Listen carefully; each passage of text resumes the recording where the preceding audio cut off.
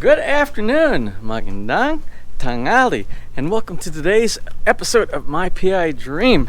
We're running a little late on today's episode. I started work this morning and I got to thinking, well, you probably want to be included on what the project is for today. You can hear in the background, generator. We are on another 12-hour scheduled brownout here from our utility provider, Bottleneck 2.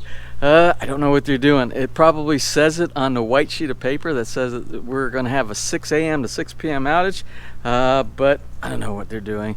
This is getting to be so usual, the amount of brownouts we have scheduled like this, and I think it has something to do with some upgrades. Anyway, today's project is working on that electronic dog fence, that invisible dog fence. That's a little bit visible right now, and we'll talk about that in just a moment. So let's go ahead and get today's video started. Without further delay, let's get today's video underway.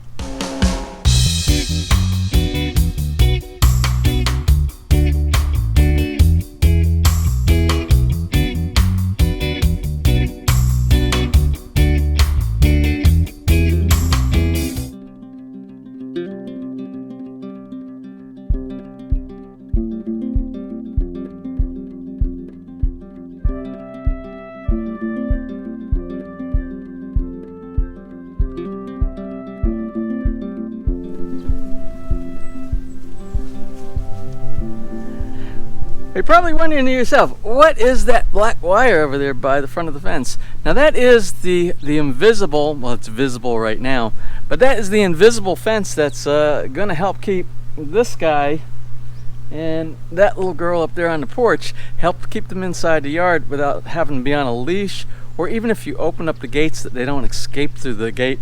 And Pone, he is great about that. You barely open that door and you won't even see him coming, and he shoots by you and he's out the front gate, and then you got to coerce him back into the yard. He's an escape artist, just like Marianne. Both of them are escape artists, but Marianne can fit through the bars. She can fit through the bars. So you remember a while back in one of the bulk buying shipments I sent over an electronic fence kit. Now, I don't have all the parts that I need for it. When I say all the parts, I mean the power requirement. The power requirement that comes with, or the power supply that comes with the kit. It's a 110 volt AC only, and it converts from 110 volts AC to 12 volts DC, which that's an easy AC to DC converter or power supply to find on any market. So what I did was I ordered this morning. I think I ordered on Lazada. I ordered a 220 to 12 volt DC power supply, and that'll be in about a week. But I might be able to use. Remember, we put the power converter for the sprinkler system in the backyard, and that's where we're going to set up the box as well, the control box for this invisible fence line. So we might be able to tap into that power supply and use the existing 110, but I don't have a housing, so I want to keep it on the outside. So I ordered another one of the Raccio waterproof containers so that they kind of look uniform too, and I think I'll put one right over the other. And I might be able to just tap right into that power supply that's providing the power, the 110 power supply for the Raccio. I might be able to use that 110 to use this power supply for the invisible dog fence. Confused? Well, you won't be. I'll try to explain it a little bit better as we go along. But right now, what I've done already, from the beginning area over by the cistern where we have power, I've started running this wire. You see this black wire here? I have this little black wire, okay? Now, it says it's supposed to be, you can use, I think, 14, 16, 18, or 20 gauge wire. And I'm trying to look at what it says on here. Oh, it is 20 AWG, so 20 gauge. And I believe, what did I say earlier? I said 14, 16, 18, and 20. So it's a 20 gauge. You just have to be a little bit more careful with the 20 gauge, because the bigger the number, the thinner the cable that's inside there. And what does that do? The wire itself hooks up to the controller. The controller sends a RF signal over the wire. So basically, it's an antenna is what it is, and the antenna runs around the perimeter of your yard. Then the dogs have a collar that they have, and what it will do as they approach it, and you set how close you want it to go off in the collar, how close to the wire, that it will do an audible tone, and then it will also do a deterrent. It has like 2 little probes inside there with a little bit of electricity. So you really don't want to do that, but you have to train the dog to stay away from that area where he knows. So what will happen is at the very beginning you put the electrical deterrent on, and once they know that they can't go beyond a certain area or cross basically the line in the sand, then what you can do, once they know that, you can turn off the electrical or reduce it down to almost nothing and just run the audible tone. So when they hear the audible tone, they know to stay away from that. So not run out the gate when the gate is open, or even slip through the gate bars like Marianne does. So right now I'm burying the cable.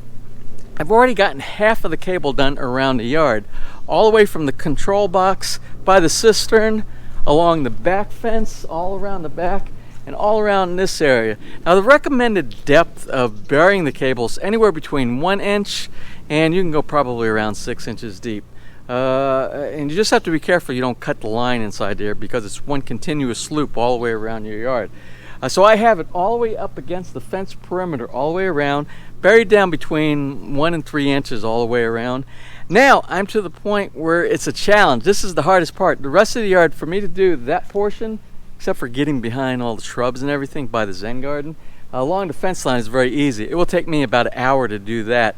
But the challenge I have right now, which is going to take me most of the afternoon right now, is to get from this point where it's buried. Then I have to drill a hole. I have to dig back here. I have to pull up one of my shrubs. I have to dig down. I have to pull up some of the grass blocks. And then what I have to do is I have to drill through the bottom of this retaining wall and 3 more retaining walls over here to get the wire to go through. And then it has to be buried underneath all this grass block. So I have to pull up a row of grass blocks here. And then what I'm going to do is I'm going to set a piece of PPR pipe. I have a leftover piece of 1/2 inch PPR. And I'll run the wire through the PPR pipe so that the gravel, remember there's gravel underneath the rock here, or underneath the grass blocks, and we don't want to break. We don't when the vehicle drives over. So we'll bury the wire inside the PPR pipe, and then we'll relay the grass blocks down. Now that's going to take quite some time. I don't know if we'll get this whole project done today. Probably not, but at least I'll get it started. Once I get this portion done, it's easy sailing the rest of the way through. Then we'll do the testing. At the very end, we'll just make sure everything works fine. Now, they tell you, the instructions say, run the wire all the way around first. Don't lay it underneath the ground. Don't bury anything. And then do your testing to make sure that the system is working properly. But you know, the thing is, wire is wire. It's not going to make any difference, in my mind at least. So, and I don't have the power supply that I want to work. I got to do all the electrical hookup and things like that, and that's going to take a little bit of time. So what I'm going to do, I'm going to pre-run the wire, and what I'll do is I'll do an ohm check or a connectivity check with the multimeter, basically because it's one wire. It's two ends of the wire, and they connect to the controller. So you just do a continuity check. As long as you don't have a break inside there, you're fine. So I'm going to gamble and take a chance saying everything is going to be okay with that, and kind of deviate from the standard of the installation. But the normal way to do it would be just lay out your cable all the way around the yard and test it. And the way you test it is you connect it to the controller, you turn it on, then you take the little the collar with the receiver on it, and you walk towards the area where the wire is, and then you wait for the tone to go off, because it'll be a tone, then after the tone there'll be like the deterrent electricity that goes through it. So you just need to hear the tone to make sure it's working. But I'm like I said, I'm going to deviate a little bit, because I believe the wire is going to be fine all the way through. So anyway, let me go ahead and get started on that. I've talked enough about the procedure of how to do this, the process. And now I need to complete it.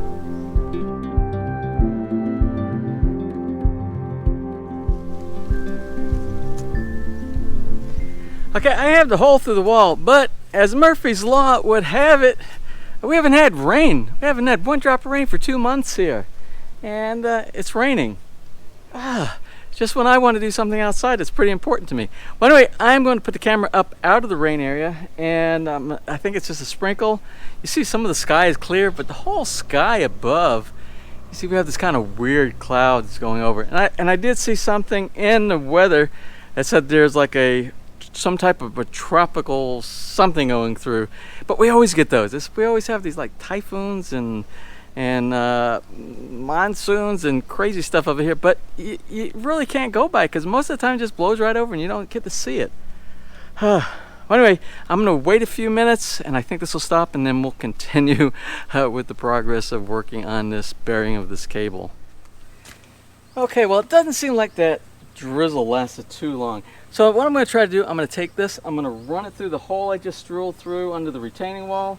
I'm going to bring it all out on this side, and then I brought a 4-foot section of the PPR pipe, and I'm going to run it through that. We'll push the PPR pipe out of the way. I'll dig up the rest of the grass blocks. Being careful to try to keep the same pattern. When I take it apart, I want to try to keep the same pattern so it's easy to get back in. I don't have to refigure this all over again. And then I'll bury that, then I'll start working on the next section, which gets us underneath the sidewalk.